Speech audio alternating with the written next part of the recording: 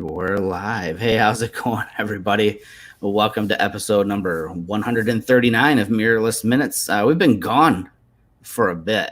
You've been gone. I've been gone. Yeah, Jerry's been. I still been here. He was sitting in that chair the last time we left, and he hasn't moved since. Right. So again, apologies for the long delay. There's a lot of stuff going on.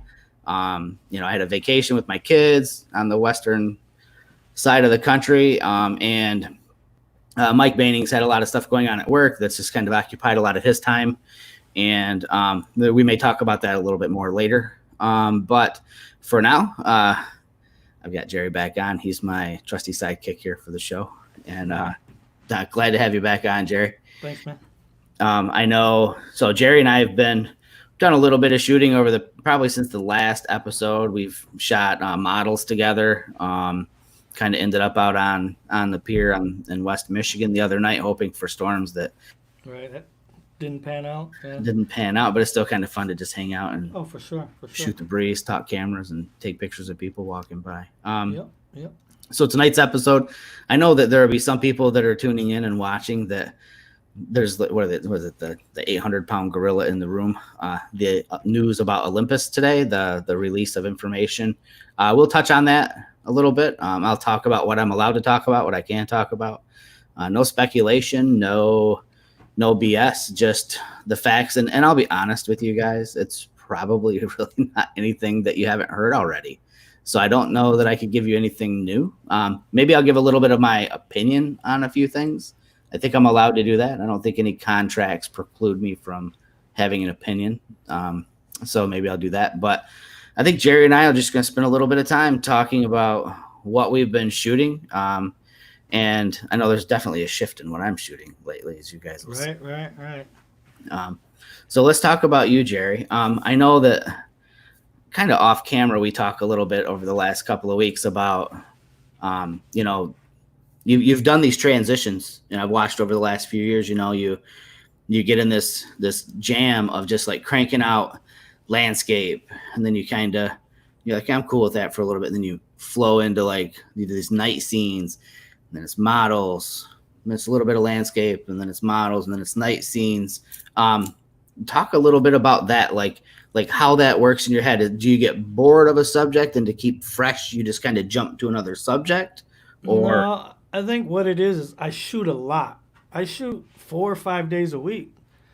So, I'll spend a couple days at the lake, and during the week, one of the girls will hit me up and say she wants to shoot. So I'm like, all right. So I schedule her on a Wednesday, and then one of my other buddies wants to shoot down at the lake on Thursday, and then somebody's like, let's go in the GR, do some street stuff on Friday, and so that's just how it works. I just what I can fit into my schedule pretty much. Gotcha. Let me ask you something. So this is kind of going to turn interview style here for a second. I've seen how it works on one occasion. What's that? And I think people who are interested maybe in shooting people the way you do, finding models and things like that. I know there's traditional routes of like you get on, I think the only website I know of is like Model Mayhem. And that's right. That could be kind of crazy. But I've seen you cherry pick a model like right off the street, and just explain how that works. Like, because I'm thinking specifically of the fair in Grand Haven, the Coast Guard Festival. Right. That night, watching you. I grabbed a few of them that night. Yeah. So you just can't be scared to talk to people, man. And right. If you got some good work and you can go up and I'll be like, hey, come here a minute, let me talk to you. And then I'll be like, hey, show her some of the photos and be like, you interested in shooting? And they'll be like, yeah. Most of the times they're going to say, yeah. You know what I mean? Yep. And that just seems to be how it works. That was a crazy thing for me to see, because I had never asked you. I had it in the back of my head. I'm like, where's Jerry finding all these people? Right. And we were shooting the Coast Guard Festival in Grand Haven. And if you've never been there, it was packed. Grand Haven is a tiny lakeshore town, and there are thousands of people. And there was this group of young girls walking. They were all having fun or whatever. And they saw Jerry and I with their cameras, and they said, hey, take our picture. And Jerry just jumps out, boom, snaps a photo, goes over, shows him the back of the camera, starts a conversation. I see him flip his phone around. And the next thing I know, I see photos of one of those girls on Instagram. Jerry like completely lined up a model from just what would have normally been a goofy interaction with some people. Jerry made a good shot right on the camera, showed them, and turned it into basically someone he could call on to model for him. Yeah. So I think that I think hearing that there's that way of doing it is kind of cool. That's the best. That's the way I like doing it. That works the best for me. I tried Model Mayhem and I didn't really get no hits off of that thing. There's not a lot of models on there in this area. Yeah. So I just find Instagram works the best for me, man. So I guess a big piece of advice would be okay. So hold on before I even get into that. So we've got a question from Steve. He says, so is Jerry a full-time paid photographer? No, Jerry works a 9 to 5. I do, when I get off of there, then I shoot. So. Yep. So yeah, I got a normal job. Jerry could probably find a way to do this. He's good at it. Right. But like where the conversation was headed is just that you have to get past that fear factor. I wasn't comfortable doing that at all. Like, I think I've gotten better since then because that was was it 2 years ago or a year ago? I don't even remember. I think it might have been 2 years ago. But it was last. Was it last year? Yeah, that was Brooke. Yeah, that was 2 years ago. Yeah. So like watching Jerry do that, it made me realize that it's really not anything more than just something stuck right here. This fear of just talking to someone that you don't know. And again, I mean, those circumstances I think made it a little easier because everybody was just having fun. It was like a festival atmosphere, right. So so everybody's already in a lighter mood. They asked for their pictures to be taken. I took pictures of them. I didn't show them what I shot. Jerry just completely owned the whole situation. He just got down, popped off a couple of poses, and was just right up there, right to them. Before I could even review my pictures, Jerry had 2 shot off, walked over, had the camera turned around. And the next thing I know, everybody's got their phones out. Instagram handles are being exchanged, and Jerry lined them I up. snatched Brooke off and took her off and did her own shoot for a quick second. So, I mean, there you go, folks. I mean, it's sometimes it can literally be as easy as that. The hardest part is just getting outside of your comfort zone.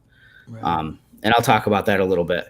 I think the more you do it, the less nervous you are. Like as far as once you kind of understand posing and things like that. I know in the beginning I was really scared because I was like, man, I don't know what to tell them to do. You know what I mean? Right. And most of the girls, if they're not models, they don't know how to pose. Yeah. So they're like, what do you want me to do? And then when you don't know what you want them to do, you're like, I don't know, just do something, whatever. And then, but once you get past that, then it's quite easy. Yeah. I'm struggling with the how to work with someone that doesn't know what to do.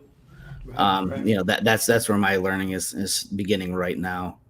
And again, some of the photos that I'll share of things that I've been shooting lately kind of show that I've been able to work past some of those fears. Actually, since that night with you at the Coast Guard Festival, there have been a couple of times we're just out street shooting. I've approached people that have a unique characteristic about them. I remember in Lansing, that guy with the trench coat. Yes, that's exactly one of the people that came to mind, where there was he just looked like a pimp. I don't know how else to put it. Trench coat, like the fedora with the feather, the whole 9 yards. And he was like at a Greyhound station waiting for a bus. And I saw him and I ran across the road and just, all you have to do is just run up to somebody with a smile and say, oh my gosh, you know what? I saw you from across the street, man. I love what you got on. Is there any way I can take a photo of you? And he just instant demeanor was just, yeah, man. And he started cocking his hat, and popping his collar. And that was the same approach Jerry had. It wasn't this, Jerry looks serious all the time. And then he gets talking, he loosens up and he smiles, and that's what it was with these girls. It was instantly softens the edges and just everybody opens up. And I think that's a big trick, as a smile goes a long way. Yeah. So we got people popping in from all over. San Antonio, how's it going? And Wisconsin. And I can't remember where Steve is from. And Arizona. Oh my gosh, you guys are from everywhere. So yeah, it's kind of fun to talk about that. I kind of wanted you on to talk about that specifically, Jerry, just because I don't have too much experience working with other people or shooting with other people that do what you do. So And if you have any other tips you want to throw out there about people that are kind of interested in flagging down a complete stranger, now is a perfect time to talk about them. If you have any other advice you want to give on that. Right. I just say, yeah, just, all they can do is say no, just like anything. You know what I mean? All they can do is say no. And that's the way I approach everything. So I'm like, yo, I'm going for it. I'm going to ask them. If they say no, then I'll ask somebody else. You know what I Yep. mean? And so that's the way I do it. Just don't be scared and go do what you got to do. So Kathy's tuning in tomorrow from Australia. I'm thinking it's tomorrow. Any tips? It doesn't work upside down, right? I mean, I'm making stupid jokes about people down under. I'm just being silly, but process is the same everywhere, I'm sure. And maybe it's a excessively large glass of scotch talking. I don't know. But after today, I earned that one. You want to jump into an image share? I want to share some of your photos so people who aren't following you, Steve sees your work, obviously knows what you're doing, but we might have some people viewing that that aren't familiar with it. And I'd love to share some of that. Right. Yeah, this is just stuff I shot within the last week and a half. Cool. Let me do this really quick first. I want to make the images full screen. A little bit better. I like that. All right, so we will pop your images up on the screen. So this is the other night when we were out there together. Yeah. So this is more, I think, when I first knew you, these were more along the lines of what you shoot. So, right. But yeah, so talk about this, about the other night when we were out there, things that were going through your head or what you were thinking when you were shooting. Well, if you recall, we were supposed to get a storm, which didn't happen. But I don't know. Lately, I've been shooting the weirder the better. So I always like black and white. It's creepy looking to me. And then, as you see, I drug the shutter a little bit to make everybody blur out on the, just so you can make out they're people, but you can't really tell they're people. You know what I mean? Yep. And I've been doing a lot of stuff like that lately. I don't know. I find that to be a little more interesting than just people just walking down the pier. Oh, for sure, without a doubt. Right. So this is probably more like what Steve has been seeing lately. I think he's probably following you on Instagram, maybe. Or I'll have to find out. That's Lex. We shot this the other night.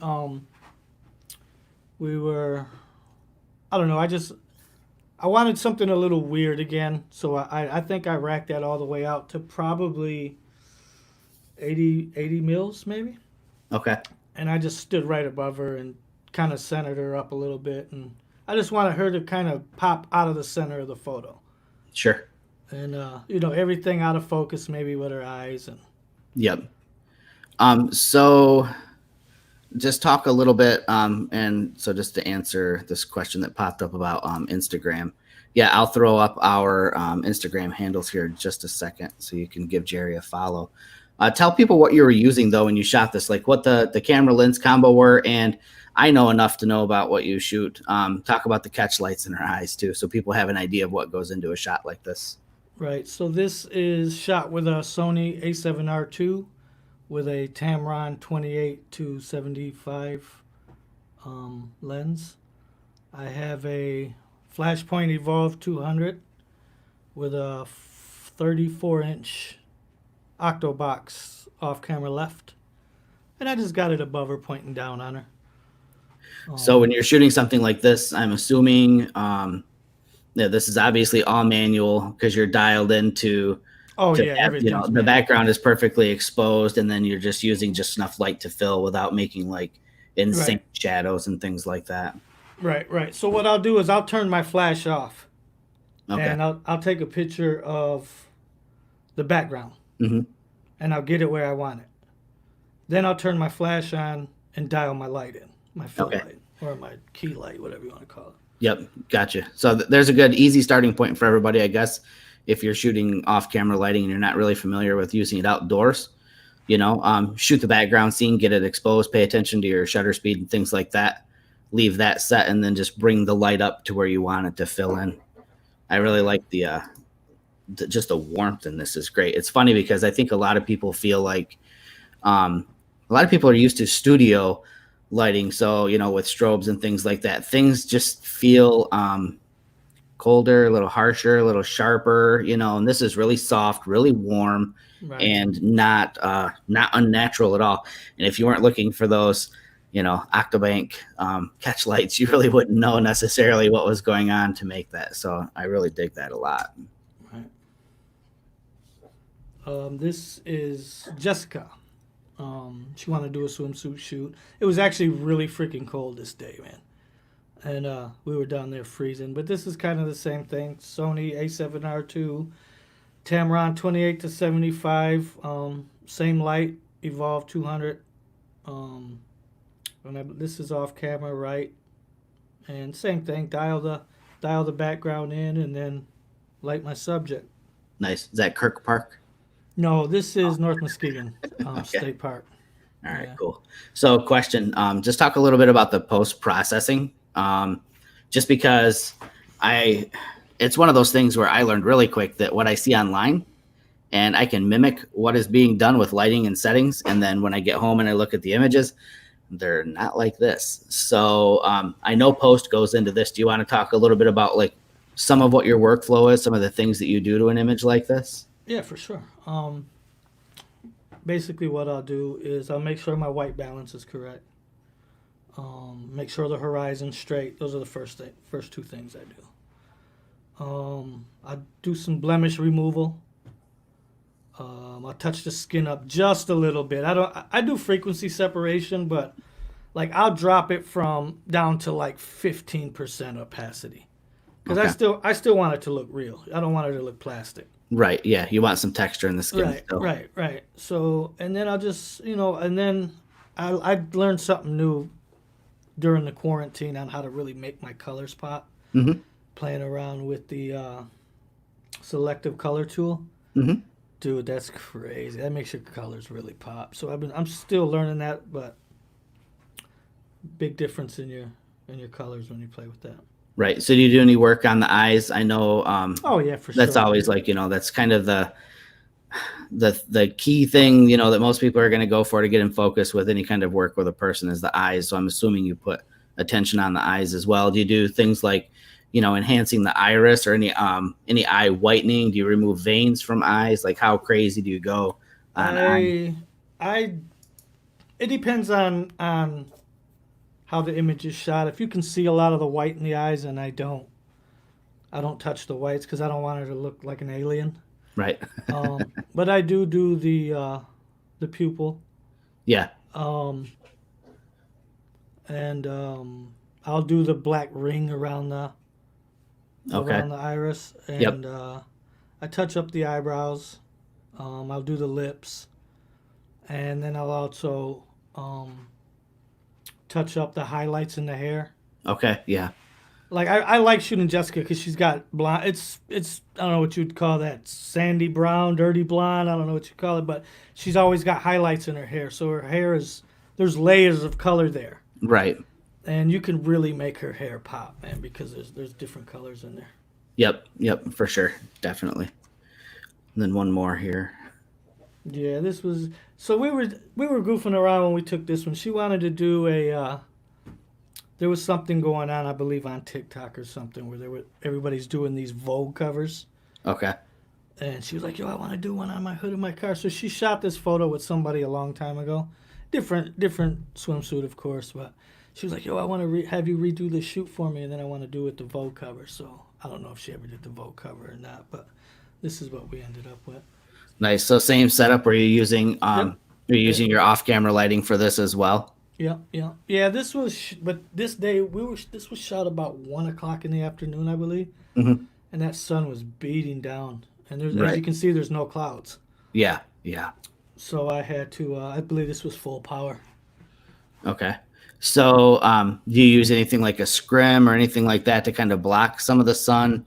Or is it just you're literally filling all the shadow with your off-camera lighting and just kind of lightening the shadows with just that? Yeah, because most of the time I'm by myself, so Okay, gotcha. I don't have nobody to hold that type of stuff for me. Yeah, and it's kind of I don't know. kind of a pain in the ass to It to is, hold a scrim and keep a light from blowing over in the wind and things like that. You shoot a lot on the lake shore, and I know that right. that brings its own set of challenges with My it. light is all beat to hell, man. It's all scratched up, and the housing is cracked. And I done Right. dropped that thing so many times. So I don't think. Okay, so I will just say this. So Jerry, I will put your I'll put your Instagram handle in the chat because we had questions about what your Instagram handle is, or if you want to type it in there, you're more than welcome to. I thought it was under our names. I think you have to turn that on when you first jump into the the chat. Oh, I can't type. Only you can't can. type. Okay. All right, then I'll throw it in. So Jerry is Ski Town J. Yep. All one word, right? Nope. Underscore? Underscore. There we go. All right, so go give Jerry a follow on Instagram. Definitely well worth it. Great variety of work. I'm kind of a big fan of his nighttime shots, Thank you, especially. sir. Dude, that's my favorite, man. Yeah, definitely, for sure. So that's kind of something I want to do moving forward in this